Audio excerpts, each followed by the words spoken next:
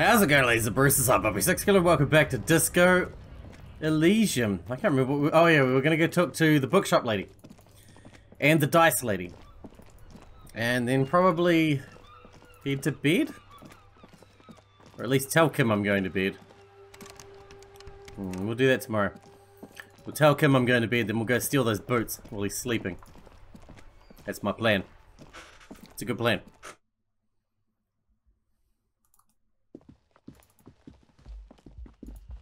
Alright, I'm going to bed, Mr. Kim. See you in the morning. Going now? Bye. Alright, let's go. Cracky's asleep. Tomorrow morning he's going to be like, "Ooh, where'd you get those fancy boots? You look so good." And I'll be like, "Well, wouldn't you like to know?" Speaking of which, I need my freaking torch. I'll do. We have 2 skill points free. That's pretty good, man. Alright, let's grab these boots. The body is reluctant to let go of the boots, as though they were the last bit of dignity. You need to summon all your strength for this undertaking. Whatever you're planning to do, you need to do it before you catch pneumonia and the cold draft coming from deep inside the fridge. Pull on the right boot. It's not completely useless. You're able to reveal a little more of the putrid polymer sock beneath the foot. Or the left boot. Feels like the leg is going to come off along with the boot, but you're able to get the boot to move a centimeter or two. Adjust his seating position first. He's too heavy to move by yourself, with a great mass of dead muscles, with hoarfrost covering his milky eyes. Twist the boots off one by one. This is the right method. It takes some time, but eventually the boots come off, with nasty slices of polymer socks stuck to even bigger pieces of skin and rotting flesh. Take stock of the damage. No good. Not good.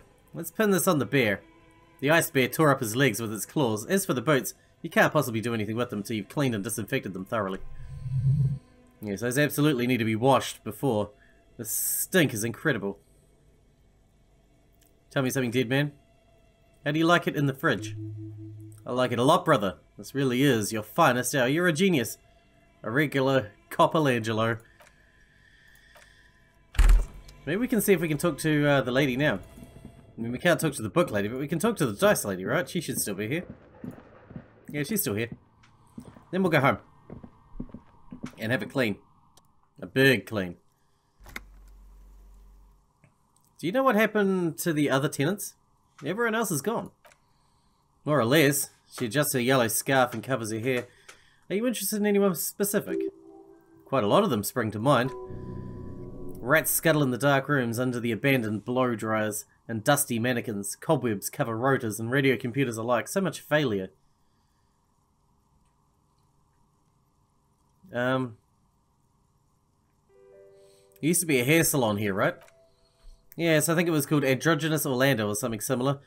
They weren't a big hit around here. Turns out the working class men don't like genderless haircuts. They're scared of that word.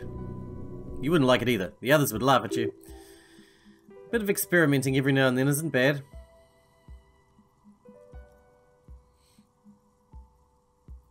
What's wrong with a bit of experimenting? The customer should have been more open-minded.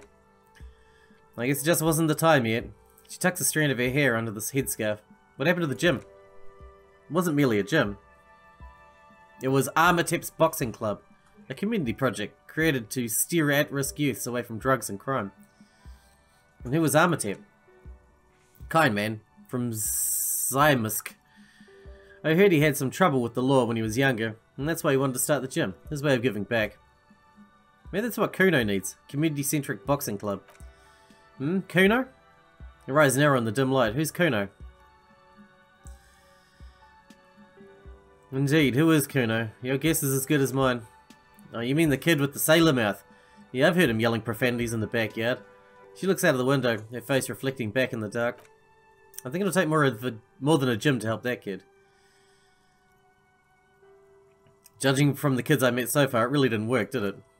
It didn't. In fact, if anything, it made the youth situation in Martinez even worse. At some point, someone started a rumor that the punching bag downstairs was full of amphetamines. You should have known. It's not really full of that. No one would store drugs like that. Eventually the Coalition took away the funding and the club went bankrupt. This was a few years ago. It's gotten much more peaceful around the plaza since then. Ever since. What's up with the broken windows? Oh, this one's a mess, she sighs. Used to be a company that promised to repair windows 24 hours a day. What could go wrong with this one, right? Turns out the business was actually set up as a front for an illicit group that was producing snuff millennius. Who would have guessed? What's a stuff milieu? Trust me, you don't want to know. And now they cleaned up the debris. They never cleaned up the debris either. Now it's just littering the hallway. I have no idea how to get rid of it on my own. It's a shame about the windows. I'm not even going to ask about the milieu. Yeah, don't. She looks down, then up again. Did someone here make stuffed animals? I saw mounts lying around. You mean Mr. Fabron, the taxidermist? No, mostly just did drugs. But what drugs exactly? What drugs? He got high on some weird taxidermy chemicals. I wouldn't recommend it to anyone. Eventually they caused him to lose control of his bladder. The smell was awful. Even you could probably do better than that. Thanks. Thanks, electrochemistry. I found creepy mannequins. There used to be a fashion atelier here. But I've forgotten what the head designer's name was. They were doing well for a couple of years. Until the insect rights activists came. Insect rights activists? What in the name of... The atelier produced a certain collection that used chitin among the materials.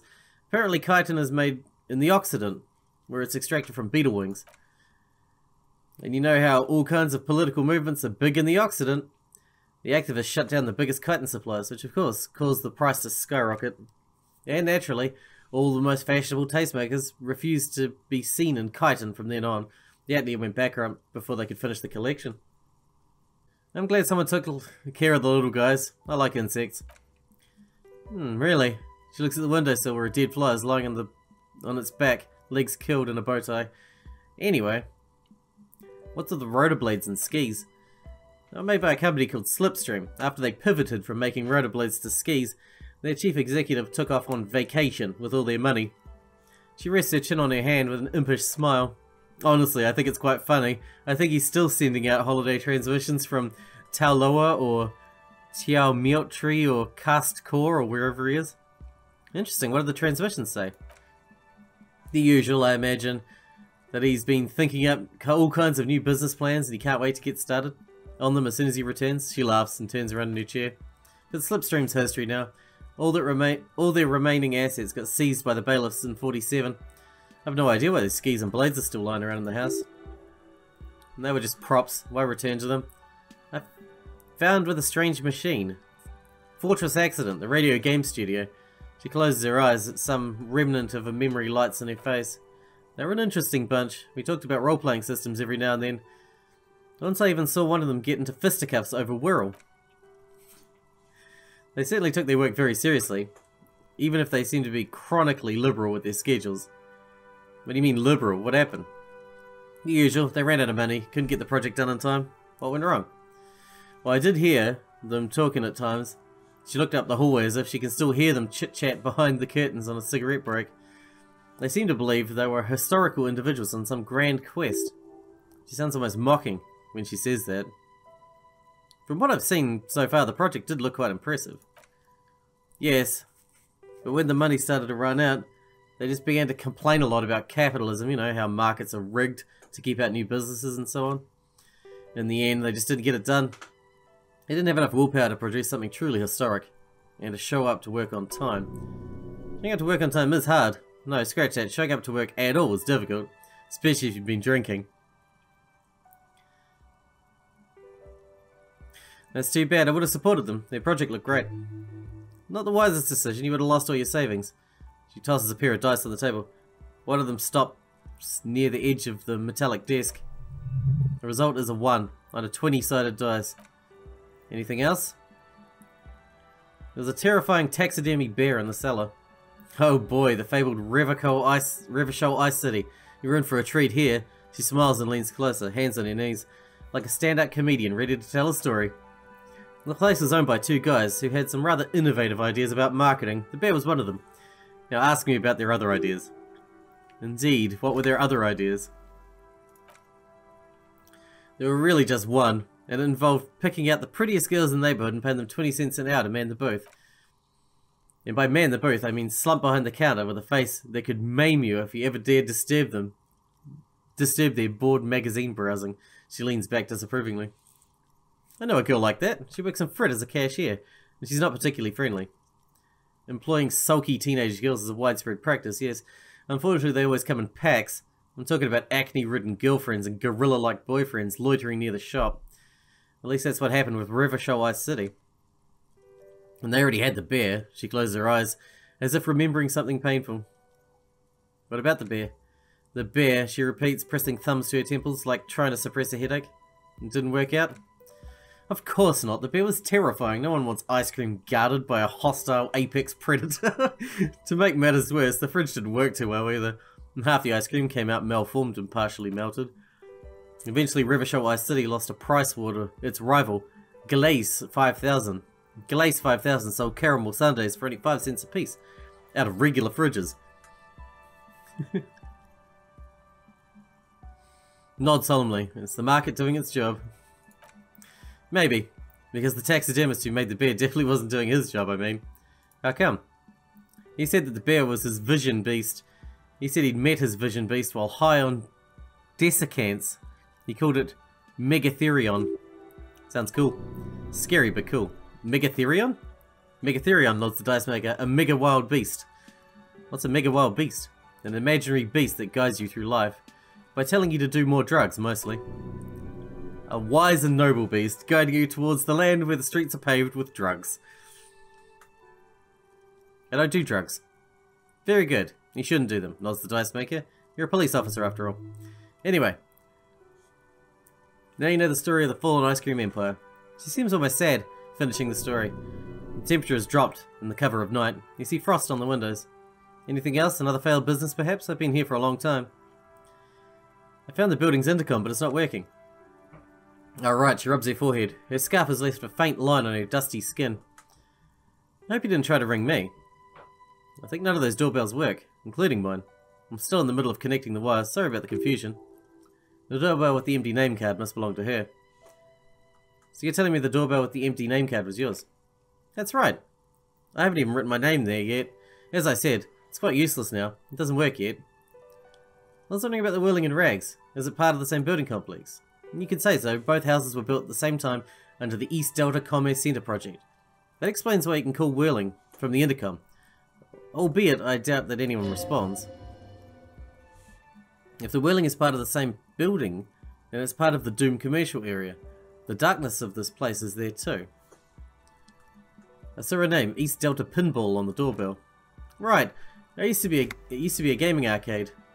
This is an ancient failure, before my time. I'm not surprised, however.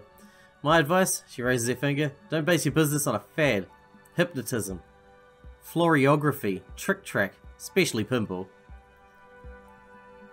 A strange thing happened when I tried calling a company called Slipstream SCA. Someone answered. It looks like she doesn't really believe you. It can't be true. They don't work here anymore. They've been gone for years. You sure it was Slipstream SCA? Was it a woman? Maybe it was Plaisance from the bookstore. She said she was from Tricentennial Electrics. Tricentennial Electrics? There's a moment before she recognizes the name. It used to be a major company, once, 100 years ago. Are you sure it wasn't just some kids playing a prank on you? It was too real to be just a prank. Either way, we're dealing with a professional actress or... maybe it was some sort of rare electrical anomaly? A prank is more likely, no? The kids these days. She shakes her head. We were just one of them, and now they're terrorizing us. No solidarity. A few more questions. No, that's it. I'd like to order a die from you? Of course, she nods. This is what she's here for. Tell me, what do you have in mind? Do you know the Whirl Untethered setting? I want a die for that. Do you have any cursed dice? What do you mean by cursed dice? As cursed as the commercial area. Alright, how about I surprise you? Come back in 8 hours with 7 real and I'll give you a cursed dice. What else have we got? Alright, let's do it. Why not? And let's try the Shivers one. 42%'s not bad. gust of cold air sweeps through the chimney. The stones and minerals on the shelves rattle as though agitated. For a moment it feels as though you're outside the building, exposed to the atmosphere. Hey Niha, the curse is real and I figured out why it spared you. This is still a theory, but hear me out. I think I know why your business hasn't failed. Did we already talk about this? She asks. The wind continues to seep in through the cracks in the old chimney. It's because you're not in the same building as the others. This isn't technically the doomed commercial area. What are you talking about? She says, shaking her head. My address is exactly the same. Rue de Saint Ghislaine 10. No, the old coal plant used to be here was subsumed into the new venture. Its ruins swallowed up. It has a different address in the heart of the city. Now, there used to be a coal plant. Touch the safety curtains. You're in a chimney of another building. This doesn't make any sense. She looks around the makeshift nest that she has carved out for herself, bewildered. Are you saying my business is spared because of a technicality? Where is this coming from? I'm just using logic. It's windy in here. You probably haven't properly sealed the chimney crown. Point above. She says, looking up. You're right. I should take a trip to the roof once the snow is gone. Does that mean I'm safe from failure? No one's ever really safe from failure. She starts laughing, her fingers trying to rub away the exhaustion from her face. What? Do you know what this is? She raises her hand to reveal a piece of metal shining on her index finger. A lucky charm? Seminese ward? It's a mourning ring, she replies. I made this when my first company failed.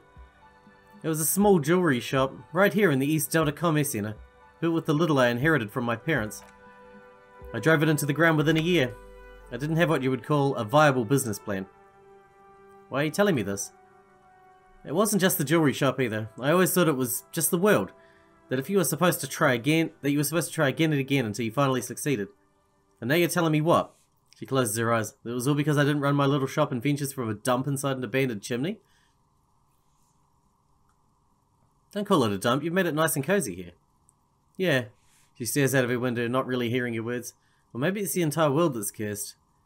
It's such a precarious place. Nothing ever works out the way you wanted. That's why people like role-playing games.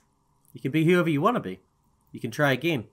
Still, there's something inherently violent, even about dice rolls. It's like every time you cast a die, something disappears. Some alternative ending, or an entirely different world. She picks up a pair of dice from the table and examines them under the light. But anyway, thanks for sharing your theories, officer. She gives you a tired smile. Okay. We got some new thoughts. What do we got? The precarious world. Temporary research bonus. All red checks fail. Jesus. Seems like the point of the game is victory. I want to learn it. Let's learn it. We'll unlock one of these slots. And then we'll learn precarious world. She's a smart lady. She knows. She knows the thing. She knows what to do. Let's go. I guess we're gonna go sleep.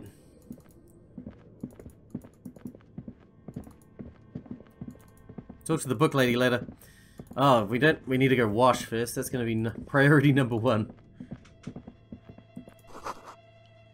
Oh yeah, that's the wrong way. It's been a productive day. You get a lot done in 24 hours. It's crazy. So we work pretty late.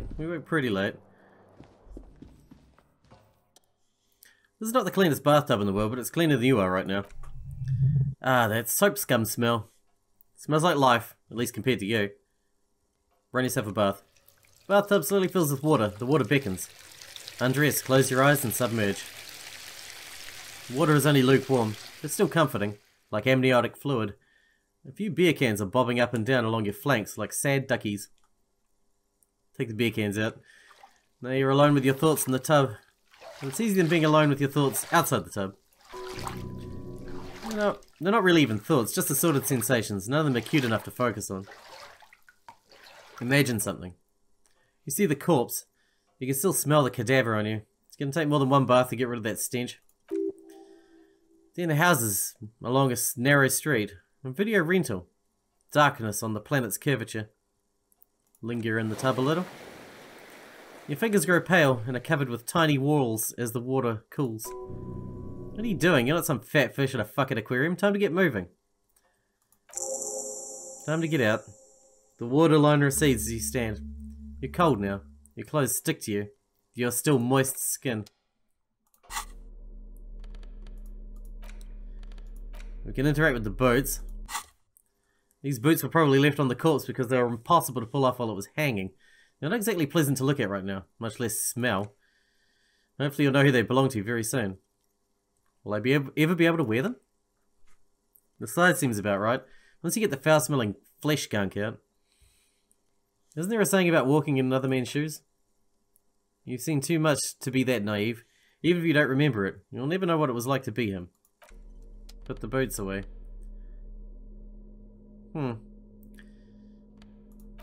That's us then. Bedtime, I guess. This'll be fun. You know how bedtime goes. The bed is still cold from the wind blowing in from the broken window. The mattress creaks as you close your eyes and try your hardest to fall asleep.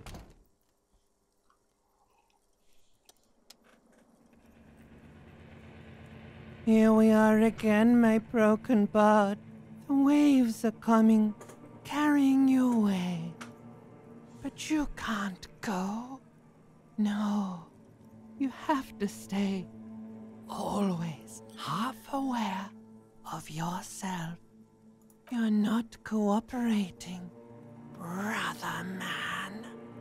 Why? It's your disgusting body.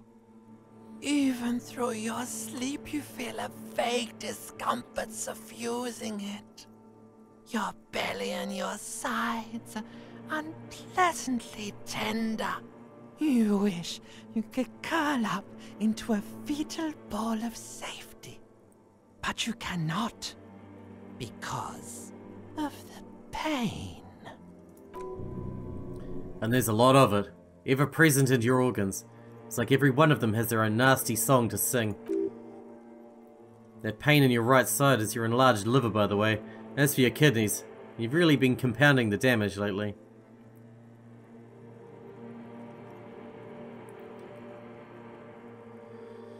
These are my just desserts. I'll endure this pain with dignity. There's no dignity here. Only reflections of your body mass. Flashes of the day. You keep coming back to yourself in the mirror. But why? To admire all your accomplishments? You're just stuck here, in the half-world. Could try looking at other people. Really looking. But why would you want to start doing that?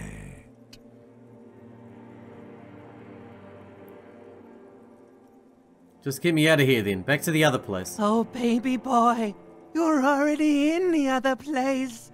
There's no nourishment for you tonight. Maybe tomorrow. Maybe if you, took a lot of drugs before you go to sleep, that'd do the trick. Maybe if you crack the damn thing, then you'd feel satisfied and tired. Holding the picture puzzle in your hands, complete. Maybe if you weren't so hard on yourself. What do you think you're doing right now? Coming to some greater awareness? Look at all these lights, blinking in and out of existence. Thoughts. You're just pretending that you're asleep, even to yourself, while the world goes on without you. Let it. Let it. But it never seems to let you go, does it? Time to rise and wipe that shining sweat off as best you can. Gather your bearings. Rock and roll. Open your eyes. Is it morning, is it? Already? Jesus. Not the most restful sleep ever, but that's cool. 7:30 AM, that's early.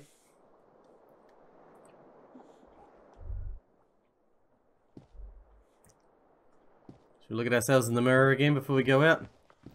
See if we can retry our checks. No, they're all locked. Never mind. They're not important anyway.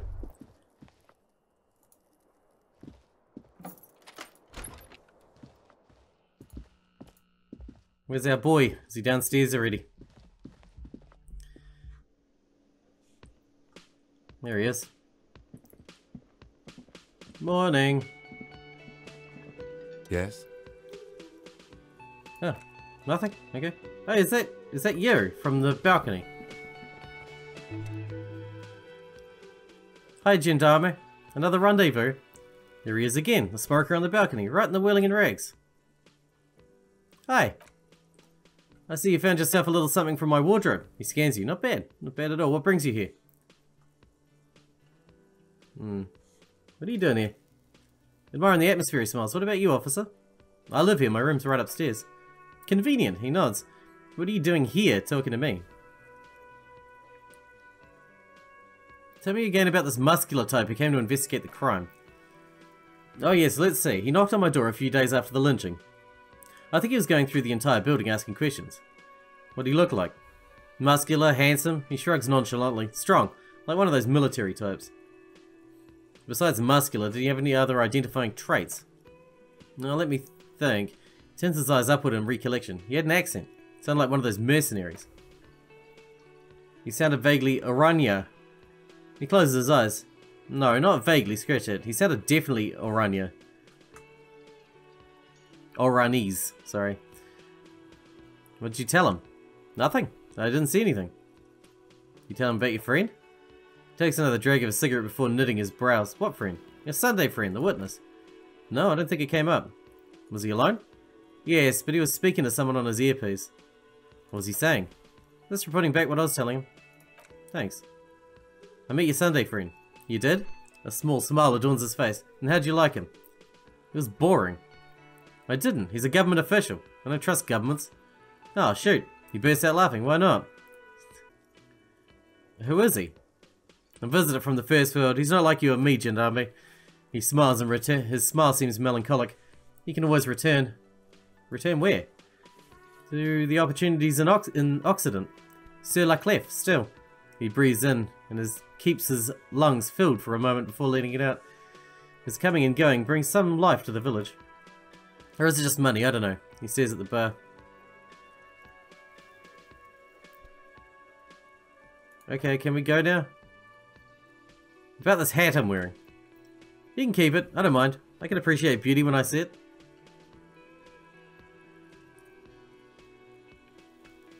I took it to blend in. I'm undercover, you see. Blend in where? He raises an eyebrow. A carnival? Composure. 8%. We'll never pass that. Bye-bye. Alright, we're going to wrap this episode up here, but in the next one we're going to send that body for processing. Which means Kim will be gone. And then we got to... they're going to open up the fishing part of the village or whatever. Which will be cool.